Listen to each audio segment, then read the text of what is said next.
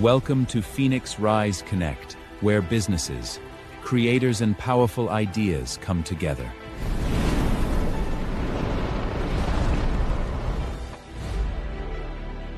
We provide businesses with a platform to share their story, demonstrate their products, and connect with new audiences around the world. Through professional live interviews, engaging podcasts, and authentic conversations, we help brands build visibility, credibility, and trust. Hello, everybody. Hello, Olivia. Welcome to Phoenix Live. Hello. I tell you what, we've got a lovely show for you today, everybody, especially for those who are really interested in writing their own book. Because Olivia is going to be bringing us her amazing company. As you can see it along the bottom, okay, there is a link to her website. So if you've got any questions for Olivia, her smiling self after the show, please do ask her. And if you've got any comments during the show today from Facebook, from LinkedIn, from YouTube, please join us and ask us. These shows are interactive. If you want to ask us any questions at any time, please do so. Don't be afraid. Don't be scared. Well, like us, you know, it's live. Anything can happen, okay? So keep them appropriate for this time of day. It is 5 o'clock here in the UK. Olivia, what time is it for you? It is noon, so we are right in the middle of my day. Bang in the middle at 12 o'clock, okay. So how is the weather over there? It's pretty good. We've been having some storms here. I'm in Philadelphia on the east coast of the U.S., Nice. but today it's nice and sunny, so great weather for this conversation. Gotta love Philly. Is Philly as glamorous as what they say it is? You know, I'm a little biased, but I think so. Fantastic, because you know we're talking about book publishing today, and we're talking on an angle about the music industry. But for me, you know, reading good books is all about a good story. You know, someone's story who will really captivate you from the very first page. Now, for me, growing up, I was dyslexic, so I hated books until I was an adult. You know, I went to university and I was actually having to read for the very first time. And actually, I did get to a point where actually I really enjoy this. Why, as a kid, was I struggling so much with my dyslexia and missing out on so many really cool stories? But, you know, I think in terms of musicians, there's a massive link between publishing and books and, you know, songwriters and them wanting to write books about themselves because they've all got a good story to tell. They really have. So I'm going to go back right to the beginning, Olivia. You know, what got you into this wonderful world of publishing?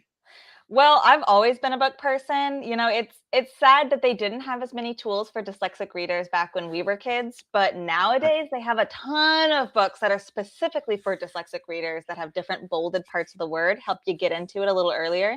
But I was always a reader from an early age. I always knew I wanted to work with books. First, it was an author and a poet, and then it was going to be an editor. And I kind of fell into book marketing, and that's been my life ever since. I've been doing this about a decade now. I've been independent, working for myself for a little over a year, 2 years now. I guess 2 years now. Wow, that's wild. But before that, I worked with book publicity agencies, hybrid publishers. I've worked with indie authors and traditional authors. I've worked with authors of all kinds of all genres. I usually say if someone's written it, I have probably worked on it because it's been a wild ride the past 10 years. But Fantastic. I have an interesting connection to music too, because my husband is actually a musician and an educator, a music teacher for elementary school students. So I actually. So has he got a book? Has he written his own book? Not yet. I'm working on it. Not yet. No, but we do read a lot of them. We read a lot of music biographies. We actually named our cat Charles Mingus, the famous jazz composer and musician. Oh, wow. And he's got a wild autobiography. Oh, so the cat's got an autobiography? Oh, yeah. No, Charles Mingus. Don't worry about the husband. The cat's more important. Yeah.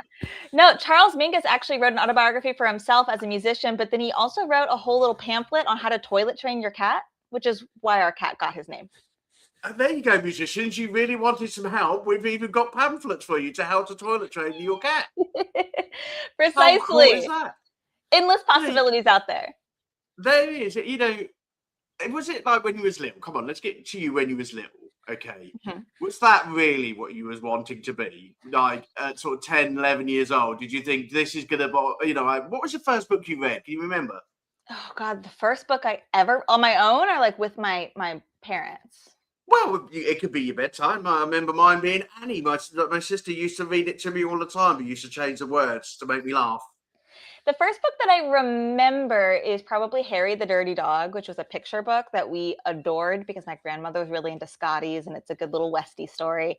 But my mom and my brother and I were reading chapter books together from a really early age. And I think there was a time I wanted to be like a ballerina or a princess when I was like 5. But after that, I was going to be a writer. I have notes from my teachers still on my poster board over here that say, I can't wait to read your books one day, all the way from 2nd and 3rd grade. So it really was what I wanted to do. That was you, was it? That was the one who collected their homework in all the time, and it was like yeah. everyone wanted to read your story. Big teacher's pet. Oh yeah, that was definitely me. Definitely me. I was the one reading quietly in the corner, and I got all the A's and the pluses, and the teacher, good job, little. Oh yeah. See, this is why I could never do it, because like I always used to get like E's and F's and go and stand in the corner, Adrian, because you're right, it's useless. It was a dyslexic thing, and it's. I think like I'm inspired. I love writing in terms of songwriting. And everybody says to me about songwriting, where are the best songs coming from? And if you look at anybody in the music industry, it comes from the heart. A good song comes from the heart. It can't come from an AI computer. It can't come from, just putting it down on a piece of paper. It comes from the heart, and it's a story. And every song that I've done, and I've done hundreds of like music tracks now, is a story, and what sort of stories really grab you? For me, it's probably those sort of murder mystery, sort of horror movies. I've got a real thing about those sort of things, But for you, growing up, was it comics? Was it like, what really inspired you? This sounds so pretentious, but I'm going to say it anyway. It was poetry. I was really into poetry. Wow. I was obsessed with poetry. Which is a lot like songwriting, a lot like lyric writing. I mean, it's a form of poetry, right? I was inspired really early by Emily Dickinson, and I actually have my whole tattoo sleeve on this arm is dedicated to Emily Dickinson. Wow. So she's been my inspiration from really early on. But I was also a big fan of Edgar Allan Poe, Walt Whitman. I was in a interscholastic league for my elementary school where we had to memorize and recite poetry. It was actually a way of getting me out of my shell as a kid. They were so worried about my public speaking and my ability to actually talk to other people and not sit quietly in the corner by myself that they signed me up, and they were like, well, you can still do the reading, but now you just read it out loud to other people, see? And then you can be social and bookish. And so poetry was my... So did you do your own book before doing this as a company? Did you write your own book first? I have not actually written a book yet. I've done a lot of writing, don't get me wrong, but I've not actually written a book yet. Wow, okay. For someone, it's like all trades, they say the people who do it at the top level, they've already done it themselves, so you haven't written a book about yourself. I have not written a book about myself. I have not written a fiction book, a nonfiction book, no. But I've written a lot of blog posts, a lot of articles, a lot of commentary. I have ghost written a lot of articles for some of my authors getting out there in the press. So my writing is published. It's just not in book format. Although I am going to start working on collecting my blog pieces into a book, which is something you could actually do as an author. They have all of those musicography books now. See, you need to look at some of mine, because part of the way that we met on Quoted, and some of the sort of articles that I'm doing, and I'm training to do them more, because we're going to bring them into Phoenix Rise, which is our sister company, and actually doing blogs, so I think I'm going to have to get Olivia to have a look over my blogs and just give me some pointers and some advice, coming onto the show before we came onto the show. And this is why we love doing these shows. So we were literally just talking about actually having our very own magazine, because really? Actually in the music world there seems to be a lack of music magazines lately. If you went back to the 80s, it was very popular. You'd go into the music shop and you would pick up your magazine, and your favorite artists were in your magazine. But now it seems to have all gone digital. The wonderful world of music, it's very hard to try and find them. So we're going to create our own, and we were just talking about that. Yeah, I actually was a manager at Barnes & Noble for about a year recently, and I did notice that there wasn't a ton of music magazines, but there was a ton of stereo magazines, like music equipment magazines, audio Yeah, I've like, file yeah. magazines. Yeah, So there's like that was IT interesting. techie stuff. Yeah, which was weird. So I don't know why they're not talking about the actual music, but just the technology behind it. But that's what we're seeing. Yeah, and I think the artists really need that. They love being highlighted. Come on, you talk to any artist, you know, the first thing you talk to an artist about is that they want to be on the front of the stage, in the limelight. You know, everything about the music industry is flashy and, you know, this is me, this is my band, you know, and it's like, I don't like the fact that we don't have magazines no more. I used to love as a kid going to Woolies, and everyone will know who Woolies is in the UK. It's your Walmart over in the US, okay? Yeah. And picking up my copy of my music magazine and also my music CD. That used to be my pocket money. You know, to go and get those two things. I used to love it on a Friday when my mum paid me to go and literally go and get those things. And now it's like, well, I haven't even got that. I can't go and buy a CD. I can't go and buy a magazine. And it's like, I miss those days. I really do. Yeah, I do too. I remember all the big CD stores. I did you know how everyone sells lemonade to buy their first bike or car or whatever? I did mine to buy my first portable CD player. And Oh, wow. I remember yep. them. Oh yeah, I had my Hard to portable run CD with. player with my Avril Lavigne. She was my girl, Avril Lavigne, all day, every day, and that was my thing. Oh yeah, I was living in those CD stores. You know, I used to run with those, and every single time I used to run, they used to fall off and they used to break. Yep, I remember they would those skip. days. Yeah. That's it. They would skip as you're running along.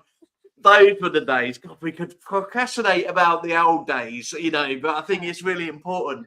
For books, we're getting to a day and age where everybody's attention span seems to be getting shorter and shorter, especially with TikTok.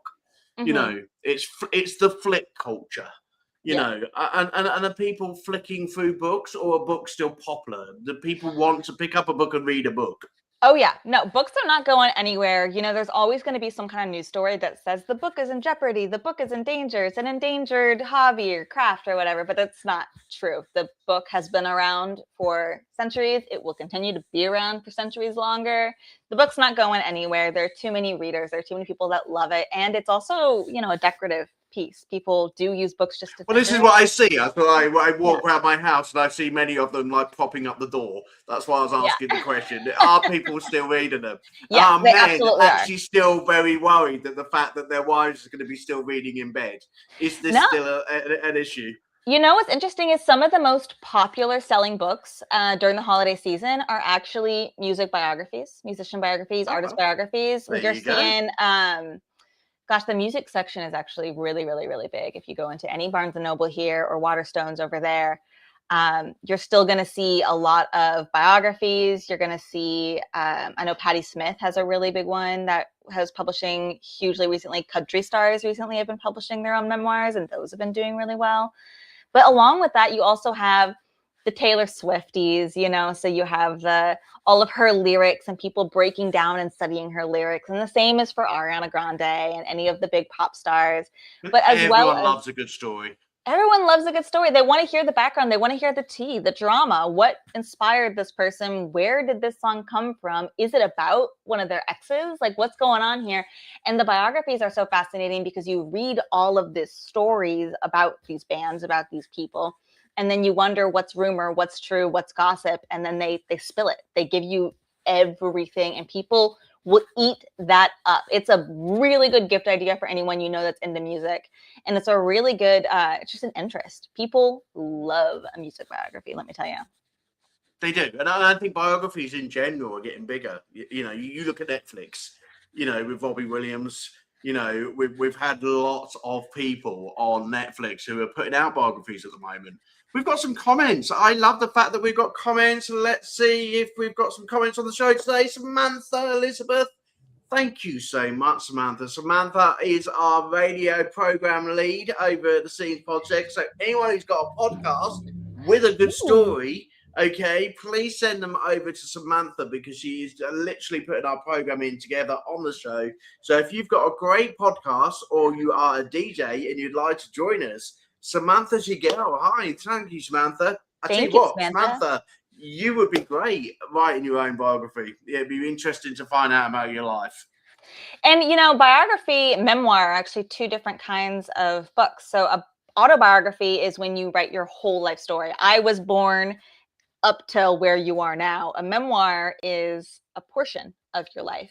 So a lot of musicians actually write their memoir. They write from the moment I wrote my first song to where I am now in my music career. And that would be considered a memoir instead of a biography. So you don't have to write your whole life story. You can just write little pieces of it, the parts that you think are going to be interesting. And I think that word interesting, for me, a good book is interesting. Now, we've got some more love on the show this afternoon. We've got some love from Elizabeth Ertel, who is an actress, singer, and also is in quite a few movies as well. But I read actually Elizabeth's biography. I'd buy that. I'm a personal friend of hers, and there's certain things I know that her and Barney have been up to. And actually, it'd be really good to get to know a bit more. And I think, where are people, where are people going wrong when they start writing books for the very first time?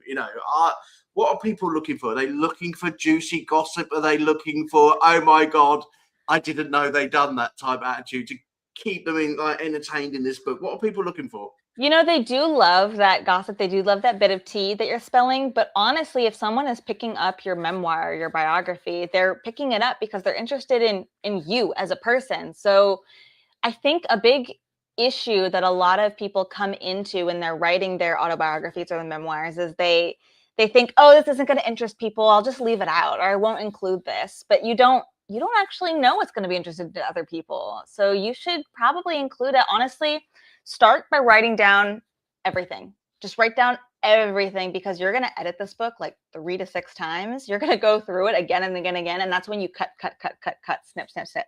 So that first draft, just put it all out there. Put it all in there as much as you can. Just pour your heart out.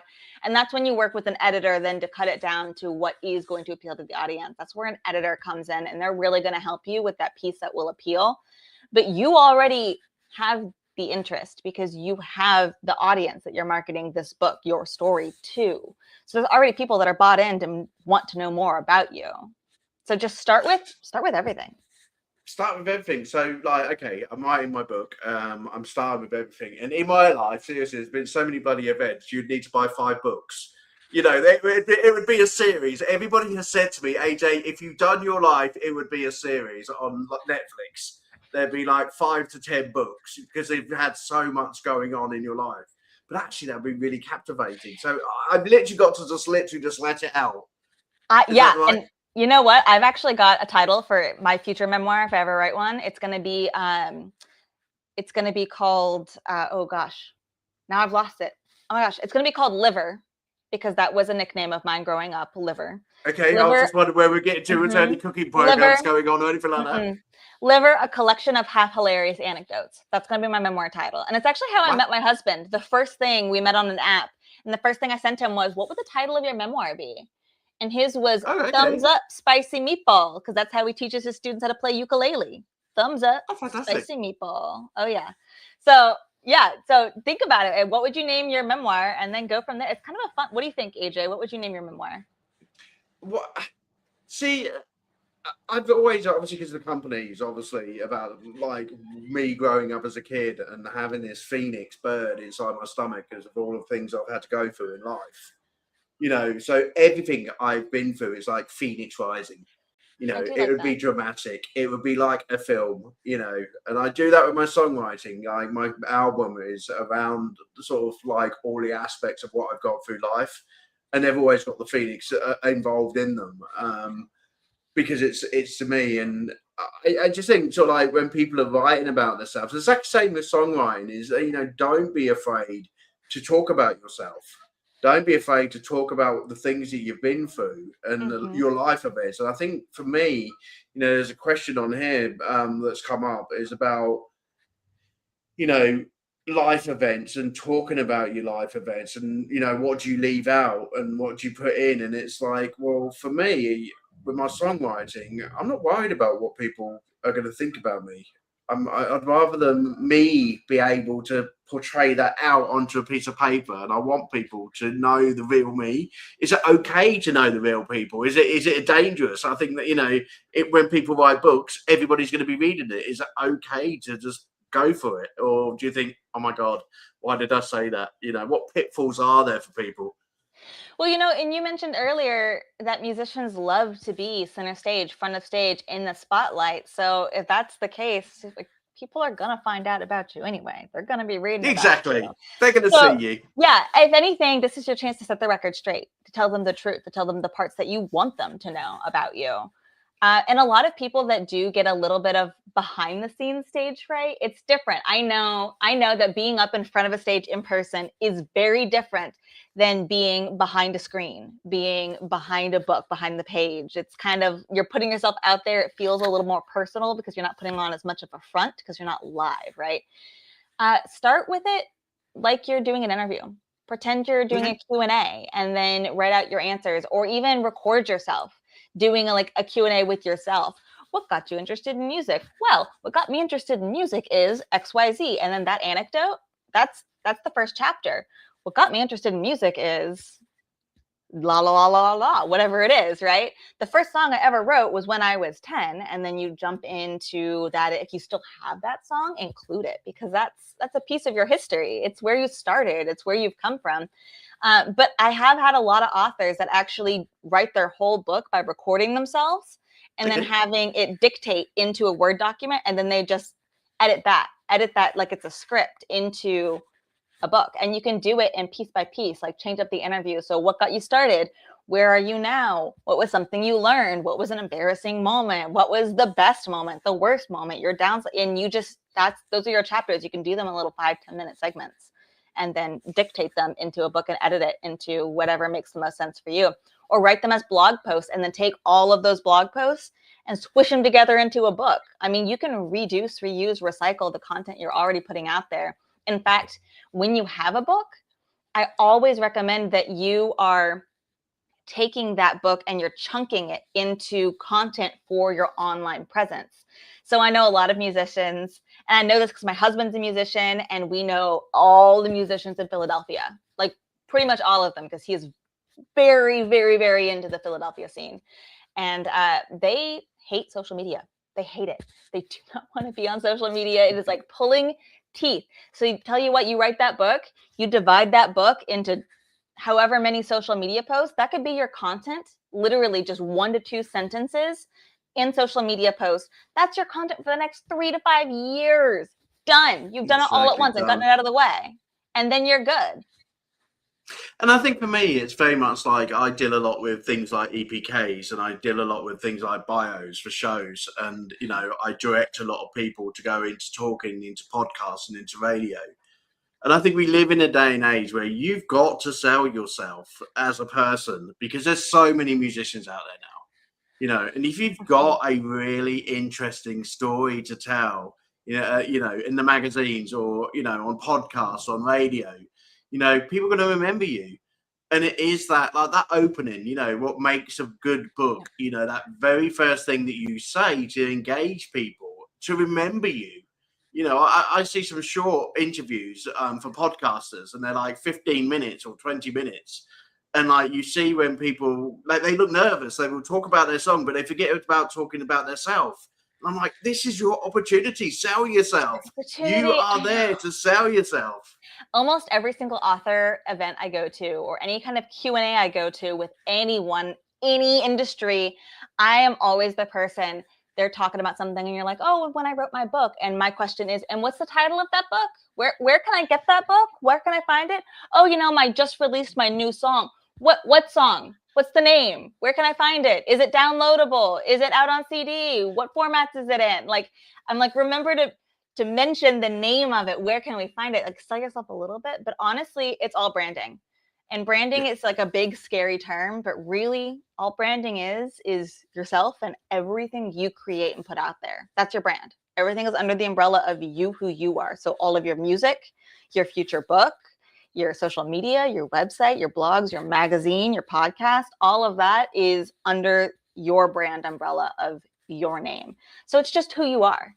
That's all your brand is. It's who you are and what you're putting out there. And so it sounds scary, but it's really just you.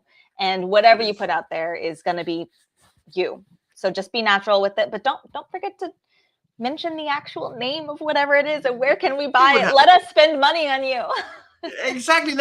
I think that's where we miss out. And I have this with websites, and I have this with social pages. You know, I do a audit of people's social pages when they first come in, and I get, you know, your hello, this is me as an artist, and then yeah, this is what I ate for my dinner last night.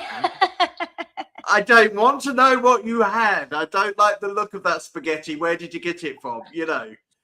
The image is so important, and especially for the artist market that we've got at the moment. But for books, you know, are you in the same industry as what we are with CDs and singles? Is everybody like literally printing AI onto a book and thinking everyone can be a book author?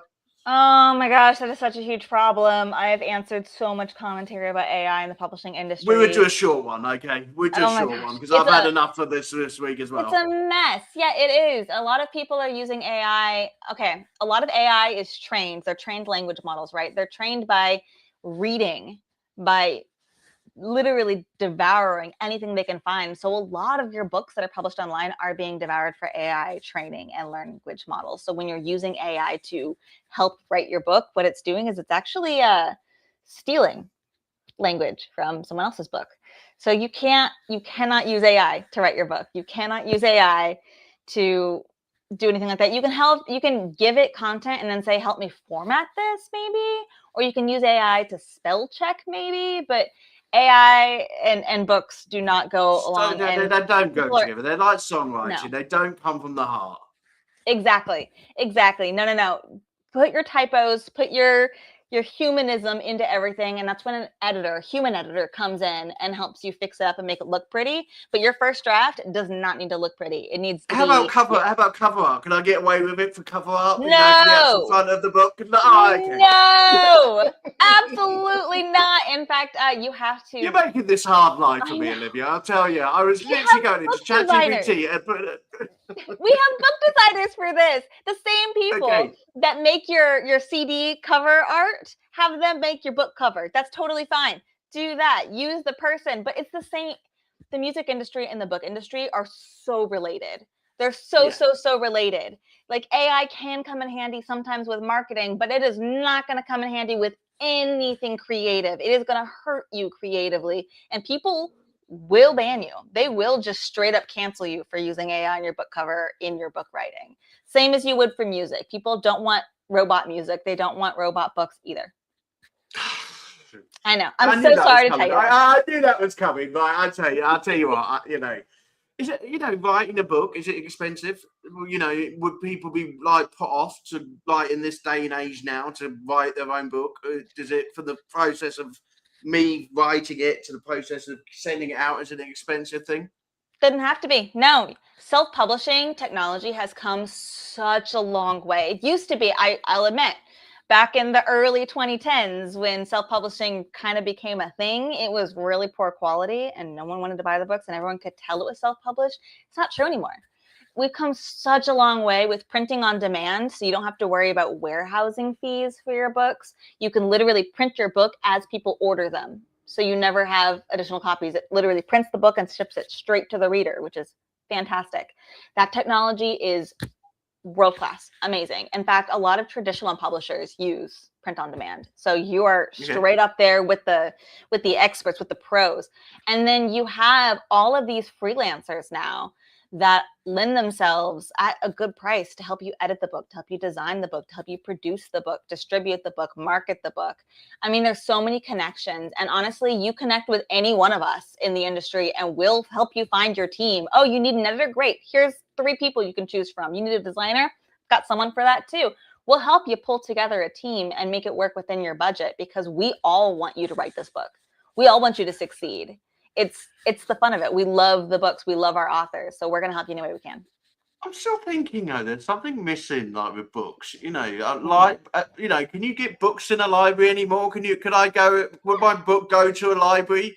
Yeah. I just think it's always, you know, a kid's going to go and see my books in a library. You know, are books still interesting enough for people? Because they keep, like, you know, we have bookstores which are closing down left, right, and centre in the UK because they're, you know, literally saying that books are not interesting. People are not wanting to like read them no more, and it's all TikTok and internet and things like that. And I remember growing up as a kid, there was so many bookstores and record stores. You know, literally in my town, that was the main shops that you used to walk around. You know, and I want people to be excited about writing a book and know that actually their family and friend can still go out and purchase that book and be proud of their family members. Yeah, it's not just online. You can absolutely have your book published online and then have it distributed mostly online.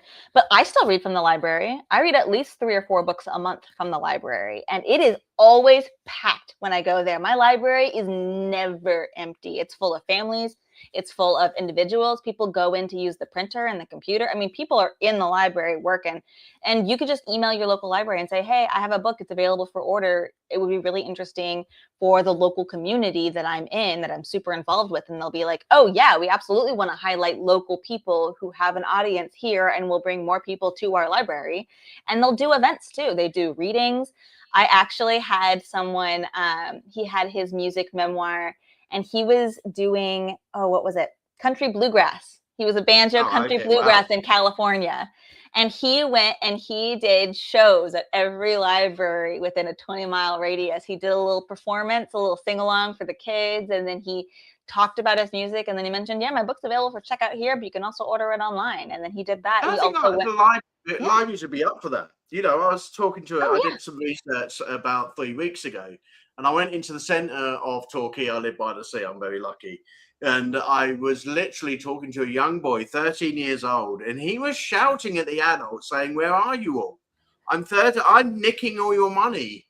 I'm literally taking all your money. I'm 13 years old and I'm taking all your money because the adults weren't here. And I was thinking, musicians, you're moaning that there's no money. Why don't you go to the library? Stand outside the library and literally sell your book.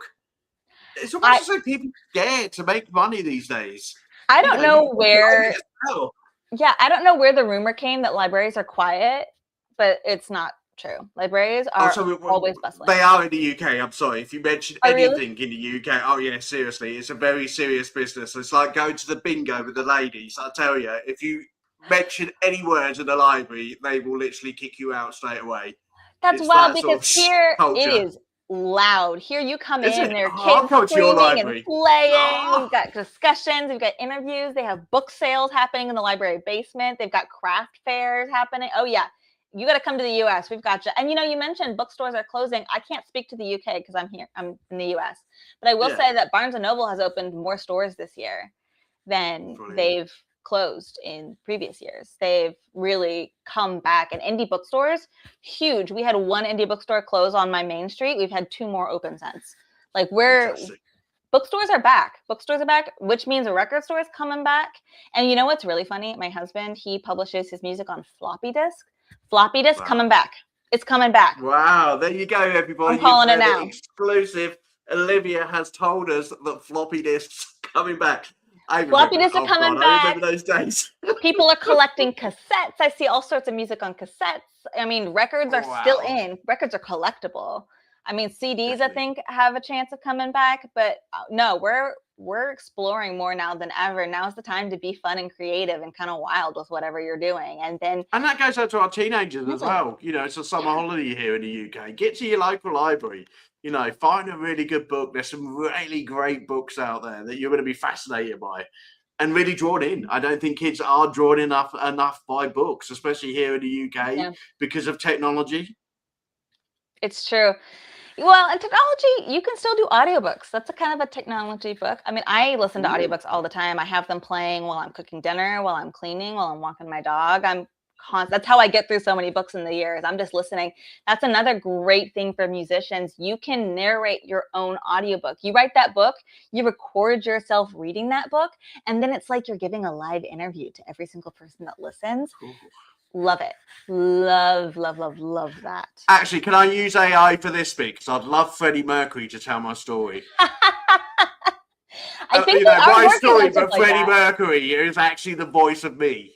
If you have the rights to his voice, you know what? Go for No, it. I'm here for it. Yeah. If you can Here get the we rights go, to here his we go, voice, that would be amazing. That would be We've got so a comment. good. We've got a comment. Samantha's loving the show. I love the fact you love the show. You, Wow, Olivia, I'm in progress of writing my first memoir. Thanks so much. This is fabulous info. I'm so excited for you, Samantha. It's going to be amazing. You're going to do a great job. She was a library assistant for 14 and 15 years. Would you ever a library assistant? Did you ever have that job? I wasn't. No, I've been a bookseller and I've been a bookstore manager, but I never actually worked in a library. No, I've just haunted them. You just wanted to. I just haunted them. Yeah. Fantastic. Well, you moved into your own company sort of a couple of years ago, sort of setting that up for yourself. So tell us a bit about sort of 5 to 9 books. Tell us a bit about that. Well, 5 to 9 Books is a virtual bookstore. I started that. I was so burnt out. I was working as a book publicist and marketing manager in a big firm, and I was so burnt out. I didn't have energy at the end of the day, and I felt like I had no life outside of books, outside of my work. And listen, I love books. Books are my life. I read in my free time. I read in my work time. I am all about books. But then I realized I had very little else. And so I started this online virtual bookstore that's focused on helping people find hobbies, passions outside of work. So it's just an online bookstore with a bunch of like craft books and hobby books and things that'll help you discover new things outside of whatever you're doing for your career and develop, more of a personality outside of work. But then from that, I was like, I need to really embrace this. I need to have a better work-life balance.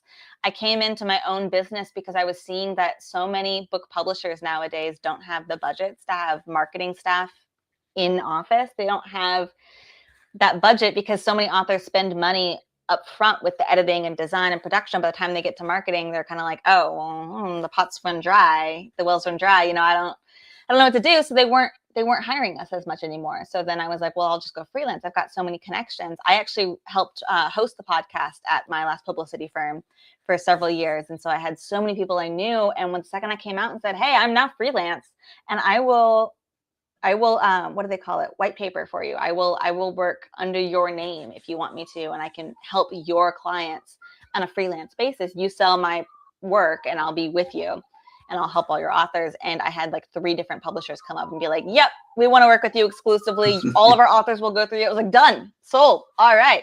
So now I have much more control over my schedule. I am able to speak much more freely to what I really believe is going to help you. I think a big thing for me is education. A lot of my work is consulting and education. So I'm literally, most of my time working is spent on calls with authors, walking through their social media, walking through their author brand and website, walking through how to talk about their book in a way that's comfortable for them. I do media training for my authors so that they're able to talk about their book in a way that feels natural. I teach them how to write the book description, how to use metadata for search engine optimization. I mean, I really kind of dive into all the pieces, the marketing, publicity, and the branding. But my goal is to teach you how to do it yourself. And that's what makes me a little bit more affordable is you can do this yourself. In fact, this is the fun part. You wrote your book, you did the work, you have your music, you have your fan base. Let's now go out and talk about it in a way that's really fun and exciting. Let's share it. Yeah. And so I'm just teaching artists and authors how to do that themselves. And they run with it. And there's a lot of good stories in the music industry. We've got some great stories, even in our academy as well. We've got some great stories. I think we've got someone who's owns sort of one of the only sort of music consoles, one of their own type. It's like huge, humongous, and the story of these two together and how they met, and they met when the internet literally was like dial up. That was their Tinder. That's how they met. I'm thinking of their book and their memoir. There's so many like things that they could put in this book. It's exciting. It really is exciting. And even the bookstore. I remember going to my workplace environment, and there used to be someone bringing books, and then there always used to be like gloves and I don't know, garden fork. There was just some random stuff all with these books. But the bookstore always used to be excited to go and see. And I think, with what you're explaining about your business and people having craft and extra ideas, extra curriculum ideas, extra excitement, I think the music industry does need that, especially for well-being. I think that people don't relax enough because they're on tour. They don't relax enough because they're always trying to get number one, Yeah. and to pick up a good book, it's got to be good for your soul. It's good for your soul. It's good for your attention span. It's good for your brain. Honestly, even if it's like a how-to book, I think it's so funny. I read a music memoir recently where they were like, yeah, when I'm on tour, what I do when I'm not on stage is I'm knitting. I just sit there and I knit little, what did he knit? He knit jackets for shelter dogs. That's what he did in his free time on tour. And I was like, you know what? That's amazing. And I love him so much more now. I'm going to buy all of his music. I might have had 1 or 2 CDs, but I was like, no. I'm going to get it all because now I really like this person. I really like what they stand for. They're an interesting human being as opposed to just a rock star, right? No, the behind the scenes is great. And to have that work-life balance and to have a life outside of what you do, it's so easy when you're passionate about what you do to get sucked up on it and to not do anything else. But there's a whole world out there. There is. And I think writing your own memoir, writing your own book is a very good place to, have that relaxation moment. I don't feel anything better than be able to sit down my local sea and write my songs. I think that's the most passionate, most loving, best feeling in the world. Just listening to the waves and being able to write my next song. Everyone asks me what part of being a singer-songwriter is your favorite. This is my favorite. Going down by the sea and just writing my thoughts, my story within music form.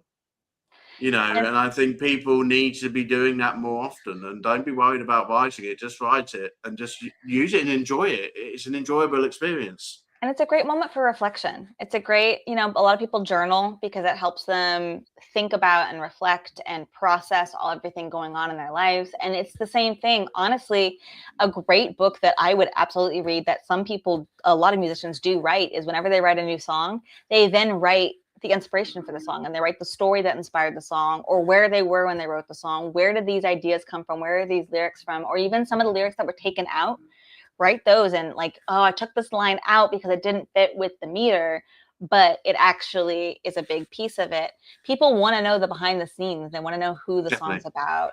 And so that's another great way of getting started with your book is just talking about your songs and your music and giving us a little more background information there.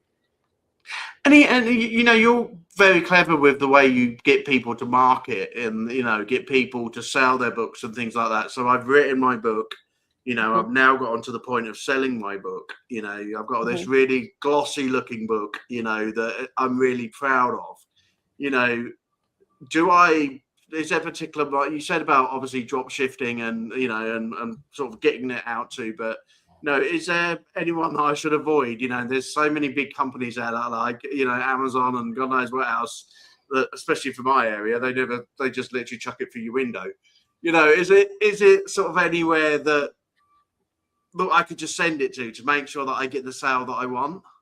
Yeah, I mean, the big players in the industry are going to be Ingram Spark and the Amazon KDP, Kindle Direct Publishing. Amazon KDP obviously is Amazon's publishing system. It's great. It's pretty intuitive. It's going to get your book on Amazon, which is where most of your book sales are going to happen realistically. But Ingram Spark is their self-publishing imprint of Ingram. Ingram is where all the bookstores order from. So that's where Barnes & Noble and Waterstones get their books. That's where the indie bookstore gets their books. Libraries sometimes order from there. And there's a lot of other smaller distribution pieces. If you're actually going with a publisher, they've got that handled for you. But Ingram Spark and Amazon KDP are the two big players. That's just distribution, though. That's just making your book available for purchase. The actual marketing's got to come from you. That's your social media. That's putting it on your merch table at your shows. I know. So much to it. I know. That's mentioning it in your interviews. That's like, hey, yes, I have a new album coming out, and I actually talk a little bit more about the album in my memoir. And then you pull it up. That's in interviews. You've got your book sitting here behind your shoulder so that it's right there front and center. So as you're talking on a podcast or an interview or whatever, it's right there, easily visible. That's when you're posting about a song, you can be like, "Want behind the scenes? Buy my book. Here's a link." It's a really fancy business card.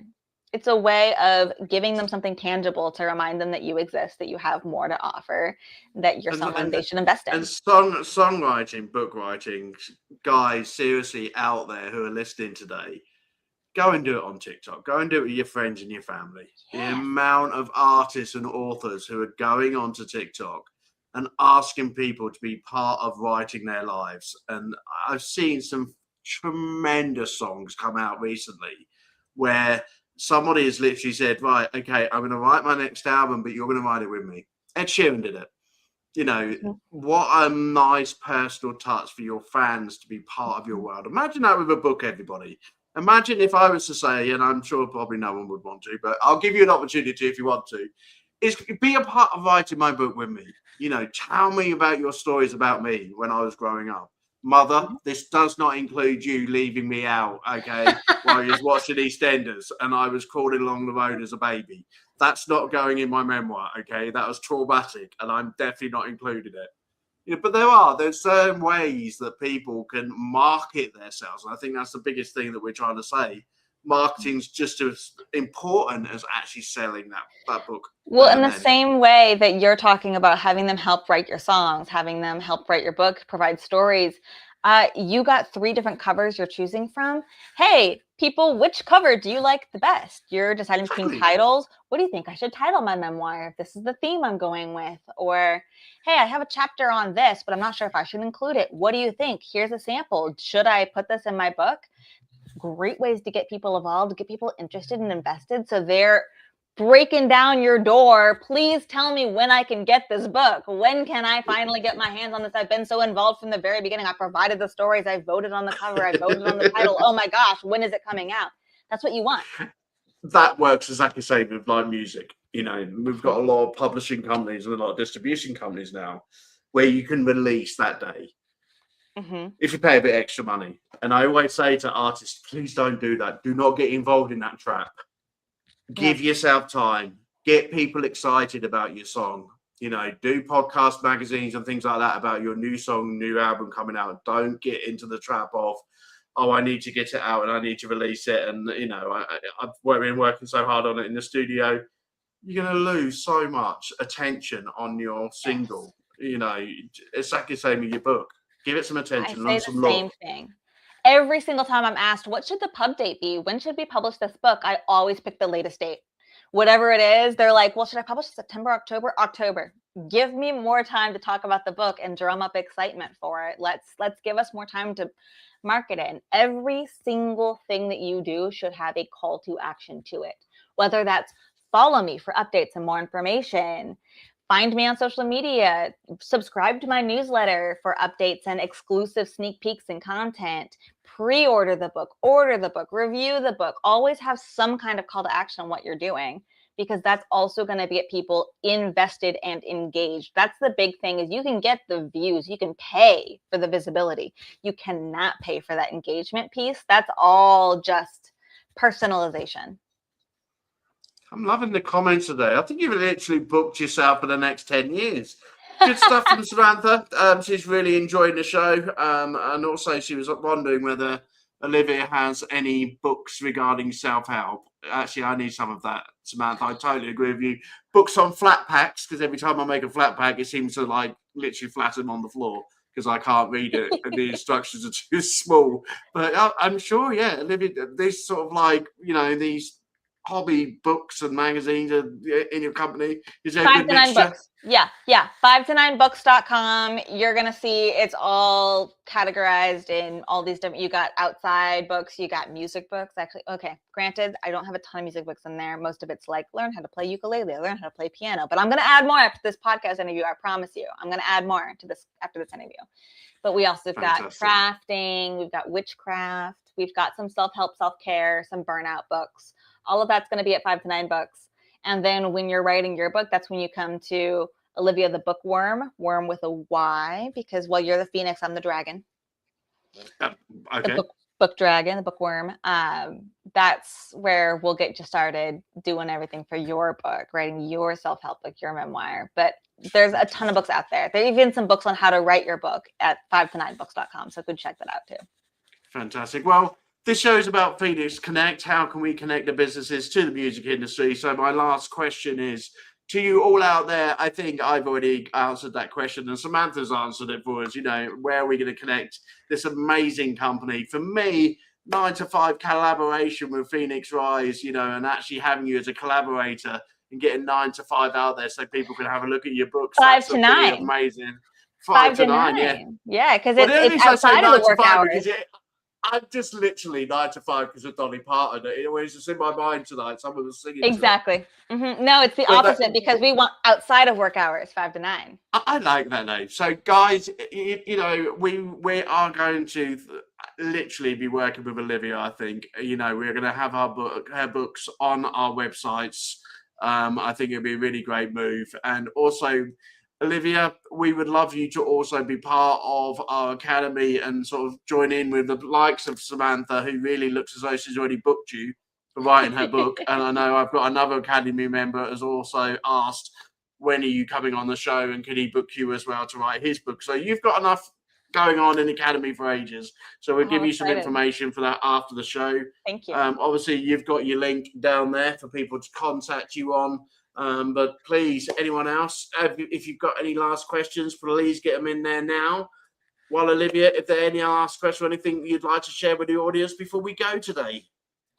No, I think really, I just want to encourage you to have fun with it. I mean, it does feel daunting to write a whole book, but you can do it in bits and pieces. You don't have to do it all at once. You can take things you've already written and turn it into a book. Just put it all out there and then hire your editor, whoever that editor may be. I can help you find an editor to make sure that it is the format that you want and the professional tone that you want and everything. But nah, just have fun with it. Be yourself. Continue to talk about yourself. I know it's really, really hard, but one thing that I do, this is my key trick. It'll be my last thing. The big top takeaway. Tip for the day. Come on. Give us a top tip. You're really scared about talking about yourself or promoting your books, find a review or someone else that has talked about your books and thank them for it. Oh my gosh, AJ, thank you so much for having me on the show. You've said such great things about my work as a book marketer, and I would love to work with your authors. And it's just been so great to be here. I'm now talking about myself and the work that I provide, but I'm doing it in a way that's way less, hey, hire me, and more, thank you so much for making me seem so hireable. And it's a good way of networking as well. I'm really connecting. Fantastic. I like top tips, but I tell you what, there's always one comment that ends a show always the best. And I'm going to leave this over to our amazing Samantha, who has joined us for the whole show. She's been so in. The last comment of the show does go to the audience today. And this is such a lovely one. You're going to love this, Olivia. You're going to take it with you. So Samantha says, you have eased my anxiety about writing my very first memoir. There you go. You've made someone's day. What a way to end the show, everybody. It's been an absolute cracker. It really is. And I'll tell you what, Phoenix Connect, we have got loads more coming up for you. Lots more shows. Keep an eye on the programming. There's lots of businesses finding us now. And we'll be bringing lots of businesses to your music world, okay, so we can connect you up together. And after we finish reviewing the music, we're going over to the film world next. So, exciting. Talking about films. Oh, yeah. I can't wait to tune in for that one. I know. Right, everybody. We will see you very soon. Have a pleasant evening if you're in the UK. Have a pleasant afternoon if you're in the US. This is AJ. This is Olivia. And we are off. Take care, everyone. Peace.